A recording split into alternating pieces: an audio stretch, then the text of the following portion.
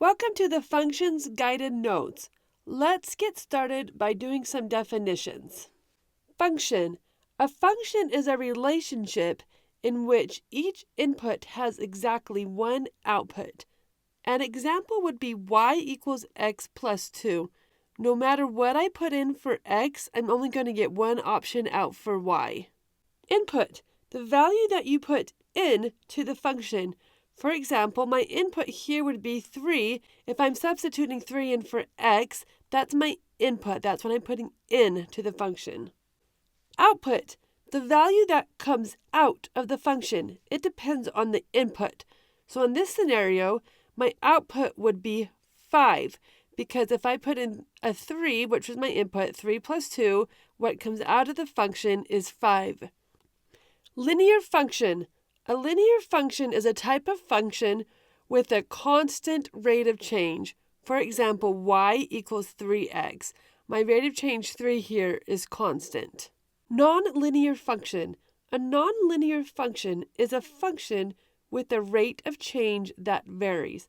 An example would be y equals x squared. Place the words function, input, and output on the correct line of the function machine. So we have this machine here. This is my function machine. I'm going to put in something here. The function is going to happen, and it's going to come out here. So my input will be where it's going into the function. Then the function will change the value. Then what comes out of the function will be my output.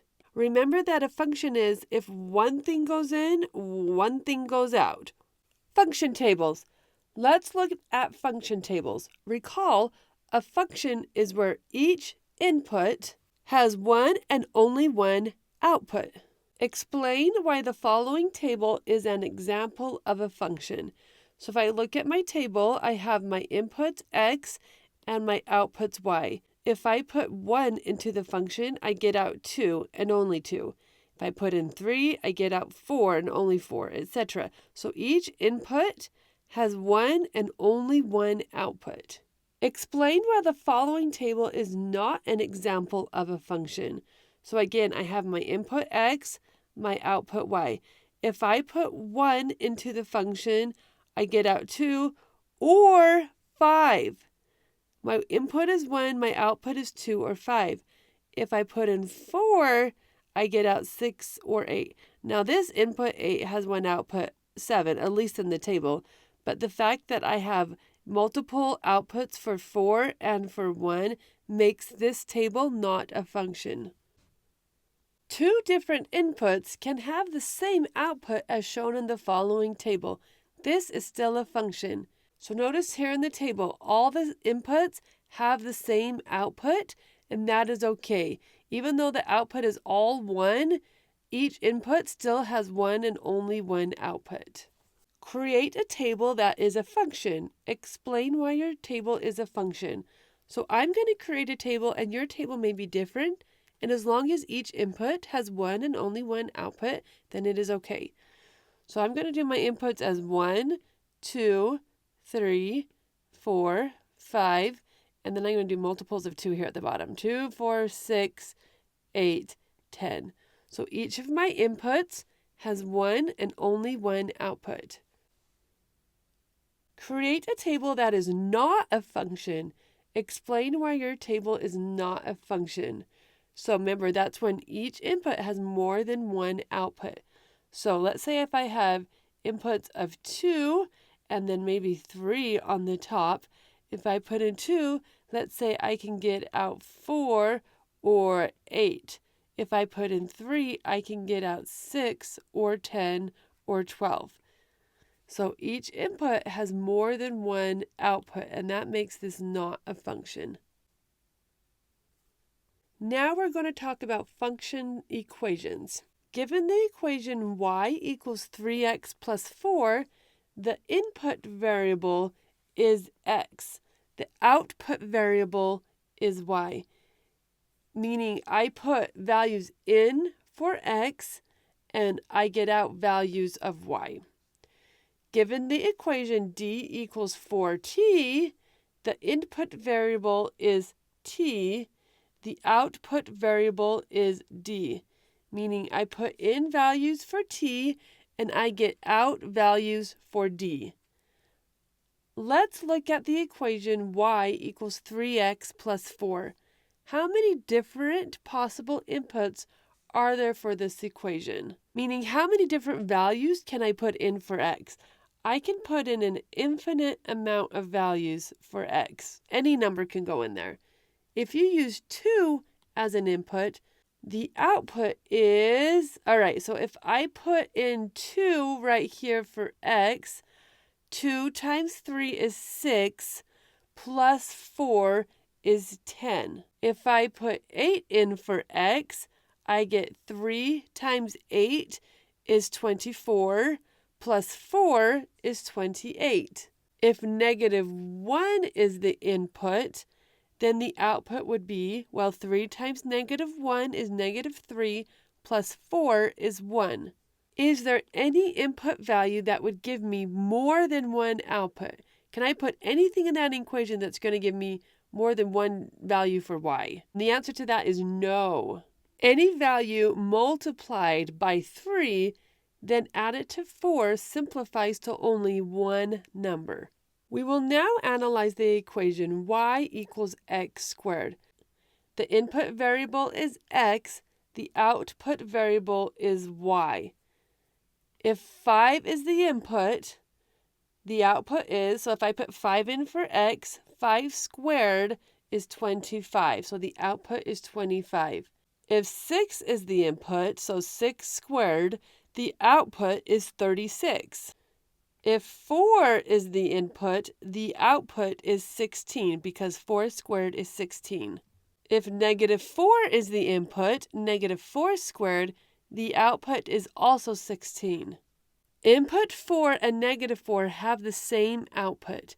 Is the equation y equals x squared still considered a function? Explain. Yes, even though they have the same output, each input is giving only one output. Now let's look at the equation y equals the square root of x. The input variable is x, the output variable is y. If 9 is the input, the output can be 3 or negative 3. If 16 is the input variable, the output variable is 4 or negative 4. Is y equal the square root of x a function equation? No. If I put a 9, I can get out 3 or negative 3. Practice. Determine whether the following equations are functions. Y equals x squared divided by 2. And that will be a function because if I take any number and square it and then divide it by 2, it's only going to give me one value. Y equals 5x minus 1. Again, that is a function. If I take any value, any number, multiply it by 5 and minus 1, I'm only going to get one number. What about y equals the square root of x plus 1? This is not a function because if I put a number and add 1 and take the square root of it, I'm going to get y equals plus or minus some value. So that is two outputs, so that will not be a function. Let's look at what a function graph looks like. Graph the following equation, y equals 3x plus 4, on the graph.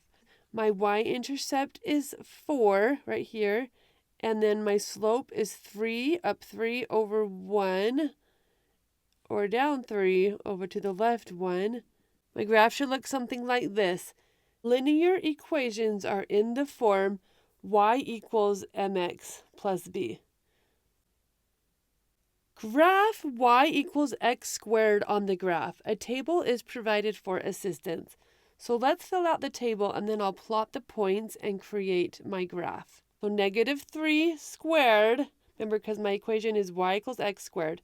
Negative 3 squared is 9, negative 2 squared is 4, negative 1 squared is 1, 0 squared is 0, 1 squared is 1, 2 squared is 4, 3 squared is 9, and then I'm going to go ahead and plot those values on my graph. Your graph should look something like this. Graph y equals the square root of x on the graph. A table is provided for assistance. So if I put 0 in, I'm going to get out 0. If I put in 1, the square root of 1 is plus or minus 1. Put in 4, the square root of 4 is plus or minus 2. And I put in 9, the square root of 9 is plus or minus 3.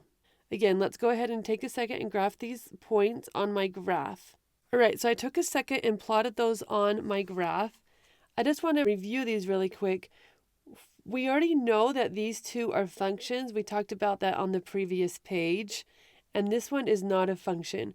So if you look at the graphs, think about what do you notice about function graphs that make them look like a function. I'm just going to show you this really quick. If I draw a line, a vertical line, I can only pass the graph one time, and no matter where I draw the line, and that will show that my graph is a function. So if I'm crossing, no matter where I draw my line, I can only cross the graph one time vertically. This is called the vertical line test.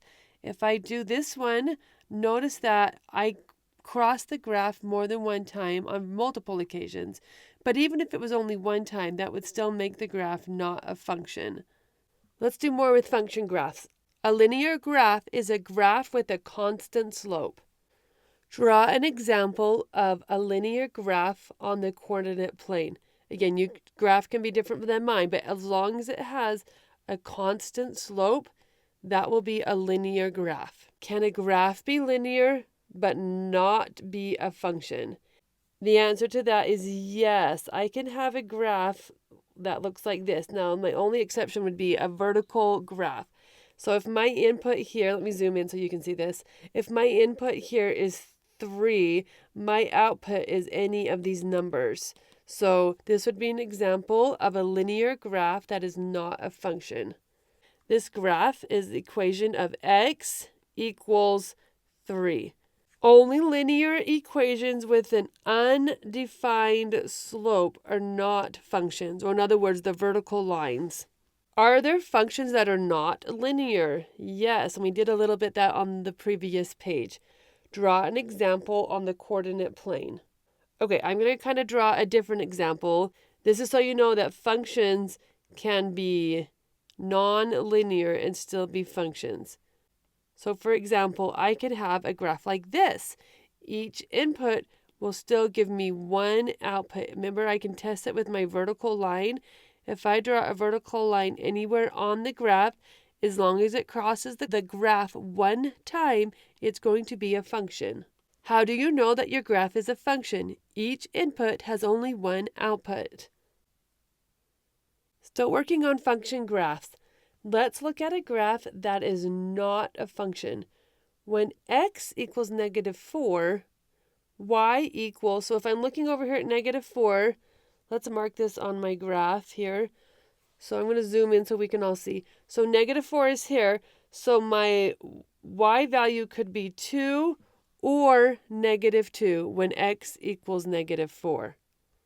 When x equals 0 right here, my y values are going to be 3 or -3. There is at least one place where the input gives two outputs, and we talked about two of them, but there are more. But there only needs to be one. If there's only one place where the input gives more than one output, then that makes it not a function. Draw a graph that is not a function. How do you know that your graph is not a function? All right, I'm going to draw a graph. I'm going to go this way. Just kind of draw something here. Let's say my graph looks like this. This would be an example of not a function. If I put in 0, I am going to get out this value, and this value.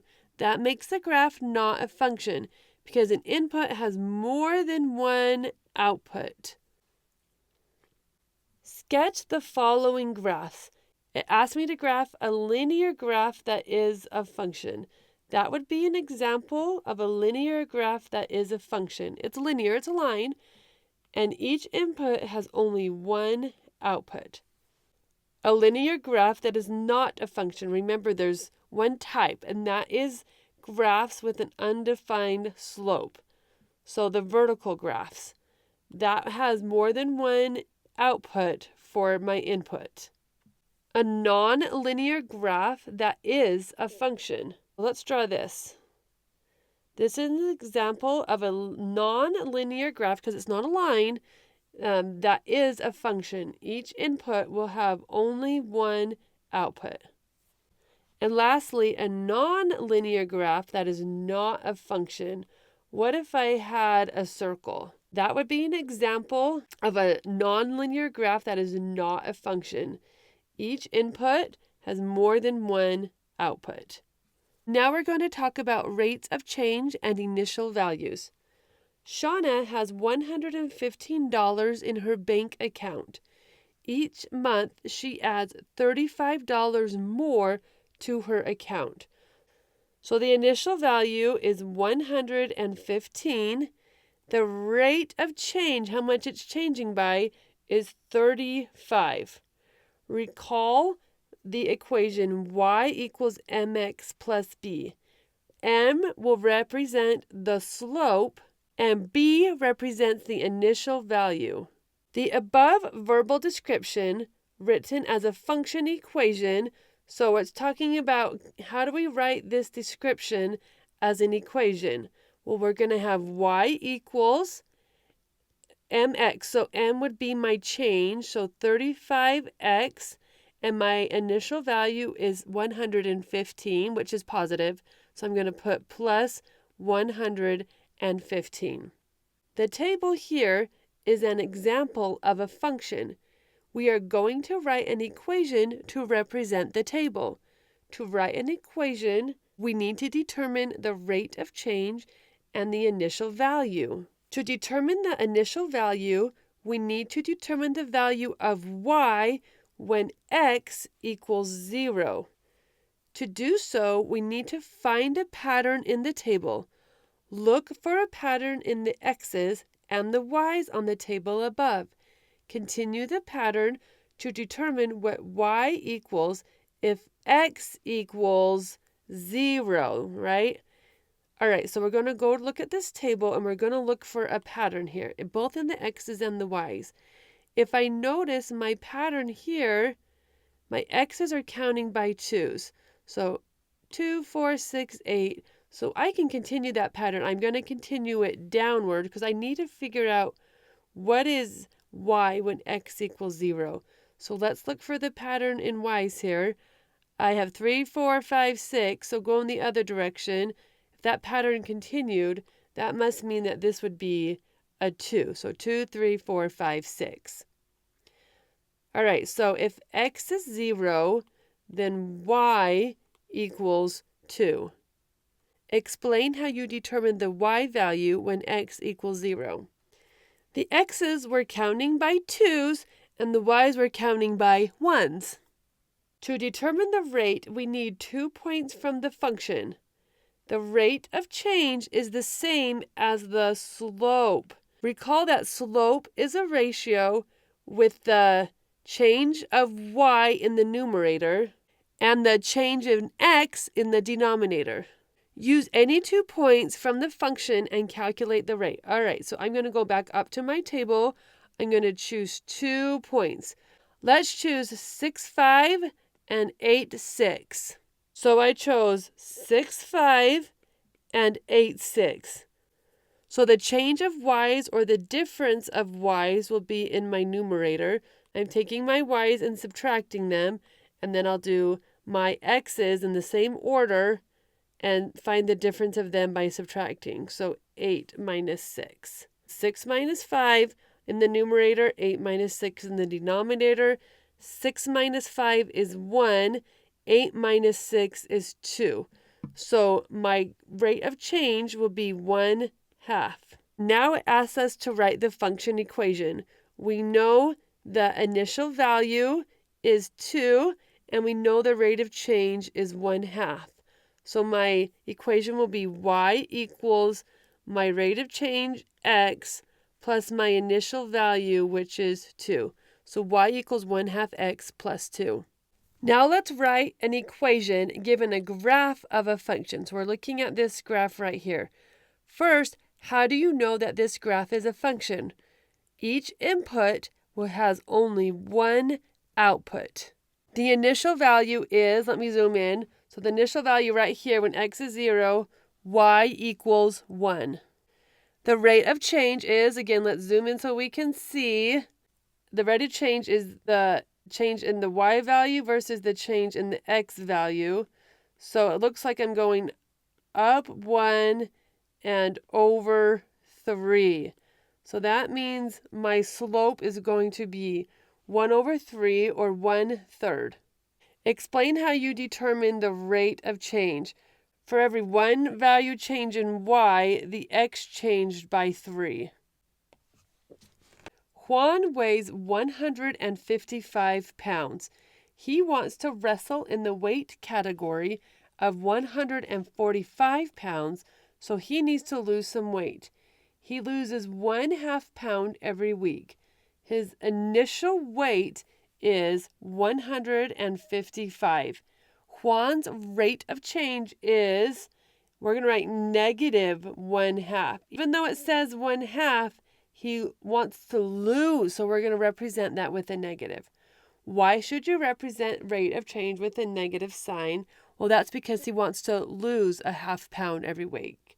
Write an equation that represents this situation. So we're going to have y equals mx. M is my slope, so it's going to be -1/2 x plus my initial value, which is 155. So my equation will be y equals -1/2 x plus 155. Determine the initial value and the rate of change for each situation. So looking here at my table, my initial value is when x equals 0. So that's going to be 5 when x equals 0, y equals 5. For my rate of change, I need to use 2 points and figure out the difference of the y's over the difference of x's. So I'm just going to choose those 2 points. Let's find the difference of y. So we'll go 11 minus 8 in the numerator. And in the denominator, we'll go 6 minus 3 and simplify that. So 11 minus 3 is 3. 6 minus 3 is 3. And that simplifies to 1. So my rate of change is 1. Shane is on page 32 of his book. He reads 4 pages every night. My initial value is 32. And my rate of change is how much I'm changing by, and that's going to be 4. Okay, I'm going to zoom in on this graph so we can see it better. My initial value is when x is 0, y equals, right there, y equals 3. My rate of change, let's see where I have points crossing out here. I have points there that are easy to see, points here, and a point there. So if I'm changing my y, which is a -4, I'm going over 1. So I'm going down 4 over 1 to the right. That's going to be a rate of change of -4. Now we're going to be comparing functions. A group of students is earning money for their soccer team. Below you can see how much money 4 team members have earned and the rate of earning money. Let's determine who is earning money the fastest. So it says Steve has earned $15 and continues to earn $25 a day by mowing lawns. So I want to determine who is earning money the fastest. That means I want to figure out my rate of change. So in this first scenario, my rate of change is going to be $25 for 1 day. Let's look at Tom's earnings, and this is showing in a graph, and it's in tens of dollars. So it looks like he started out at $20. Let's see, on day 2 right here, I can see that he increased by $10. On day 4, he increased by another $10. Day 6, he increased by another $10. So to be able to compare that with Steve, I know Steve does $25 for 1 day. So Tom is doing $10 in 2 days, which means he's doing $5 for 1 day. John's earnings are displayed below. So I can see John here. I can see his initial value is 40. Day 2 is 70. I can figure out day 1. Then I can figure out how much is he changing per day. So I'm going to just add one here. So day 1 would be, it's going to be the average of those two numbers. So if I add 40 plus 70 and divide that by 2, that gives me 110 divided by 2, which is going to give me 55. So if he was 40 on the first day, 55 the second day, that means he is earning $15 a day because he increased from 40 to 55, and that would be 15. Franco's earnings are shown in the following equation. All right, so I have right here my equation, and it says 20D plus 10. So this is going to be my initial value, 10. My rate of change is going to be 20. So he changes by $20 a day. It says we want to determine which athlete earns money at the fastest rate. Steve's rate of earnings is, Steve was at $25. Tom's rate of earnings was 5. John's rate of earnings was 15. Franco's rate of earnings is 20. Which athlete earns money at the fastest rate? And the fastest rate will be Steve because he is at 25. Practice. Put the following rates in order from slowest to fastest. Sarah is on page 23 of her book, so that's my initial value, and reads 3 pages per night. So my rate there is 3 pages per night. Let's look at this. Let's look at this rate. I'm comparing miles and hours. My initial value is right here at 5, and I'm just going to mark some other points that I can easily see and figure out the change of y over the change of x here. So to get up to that point, I'm going to go up 1 and over 3. Up 1 over 3, up 1 over 3. That means my rate on B is going to be 1 over 3, or 1/3. Let's look at C. My initial value is 7, and then 2 hours is $10. So I'm going to figure out my average here. So 10 plus 7 is 17, divided by 2 is 8.5. So when it's 1, my dollars is 8.5, which means my rate of change for going from 7 to 8.5 is going to be 1.5 per hour. Last one, my rate of change is right here in front of my variable C. So my rate of change is 9/5. So I need to go from slowest to fastest. 9/5 is the same as 1 4/5. We'll just jot that down. So my fastest is going to be 3. My slowest is 1/3. And then 1.5 is smaller than 9/5. So 1.5 and then 9/5. My order is going to be B, C, D, A. Explain your reasoning. Well, B is 1/3, C is 1.5, D is 9/5, and A is 3. Recall that function graphs can be linear or non-linear. The slope can also increase, decrease, or remain constant. Let's identify the following graphs. Note, one graph below is not a function. Identify which graph is not a function and write not a function. So first I need to identify, is this graph linear or non-linear? And it's a straight line, so it is linear. Is this graph increasing, decreasing, or remaining constant? When we read graphs like we're reading a book, we're going to go from left to right. So as I move from left to right, this graph is increasing. Let's look at this next graph right here. Is this linear? And the answer is no, because it is not a straight line. Okay, is it increasing, decreasing, or constant? Again, if I'm moving from left to right, what is happening? And it is increasing. This next graph, notice I have my vertical line. That is the one graph that is linear but is not a function. So we're going to write not a function. Next graph, this horizontal graph, it is linear. And if I move, I am not increasing, I am not decreasing, I am remaining constant. So it is linear and it is constant. Next graph right here Again, it is linear because it is a straight line moving from left to right. I'm going down, so that means it is decreasing.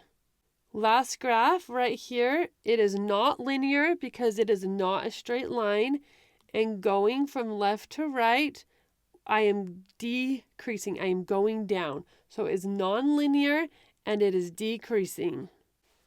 Last page. It says to sketch a graph that changes as described in the order listed below. Yours may look a little different than mine, but it shouldn't be too different. So my first part of my graph is that it's going to decrease linearly. So I've got to start up here. So I'm going to decrease, and linearly means in a straight line. Next, it says it goes constant. So it goes at a constant rate. It doesn't increase or decrease. Then it increases non-linearly. So I'm going to increase, but it's not going to be in a straight line. Then it goes constant again. So constant, doesn't increase or decrease. Then it decreases non-linearly. So I'm going to decrease, but not in a straight line. And then lastly, it says to increase linearly. So then I'm going to increase in a straight line. So it should look something like this. Okay, everybody, that's it for today. Thank you.